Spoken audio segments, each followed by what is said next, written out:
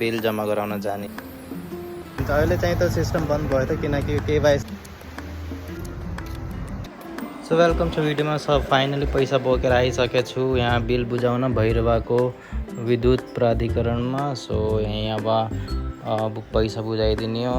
पहिला पनि अब अनलाइन गर्दै आएको, अब चाहिँ केवाइसी हुन्छ, केवाइसी फर्म भरिदिन्छन्, देन त्यहीँबाट एउटा राखिदिन्छन् अनि हामीले आफ्नो इजिली कहीँबाट नि अनलाइन पहिला जस्तै भर्न सकिन्छ। बट अगर हजुरहरूलाई यो फर्म अहिले दिएर गहन भनेर यो पहिला फर्म भर्ने, देन त्यसपछि मात्रै जस्तो कि अब हामीले त्यो केवाइसी फर्म भऱ्यौँ नि, त्यो केवाइसी फर्म भरेर यहाँ सबमिट गराइदिने, जम्मा गराइदिने, देन अनलाइन त पहिला पनि थियो होइन। अब के हुन्छ भने तिनीहरूले एउटा प्रुफ हुन्छ अनि कि यही मान्छेको नाममा चलेछ, मिटर बिलहरू त्यसैमा जान्छन् र एउटा प्रुफको आधारमा यहीँ राख्छन् अनि नेक्स्ट टाइमदेखि फेरि अनलाइन गर्न पाइन्छ सबैलाई त्यो फर्म। केवाइसी फर्म नेपाल विद्युत प्राधिकरणद्वारा गरेपछि अनि आफ्नो घरमा बसेर इजिली अनलाइन गर्न सकिन्छ। अहिले चाहिँ त सिस्टम बन्द भयो त किनकि केवाइसी जहिलेसम्म हुन्न, सबमिट हुन्न त्यहिलेसम्म बन्द हुन्छ।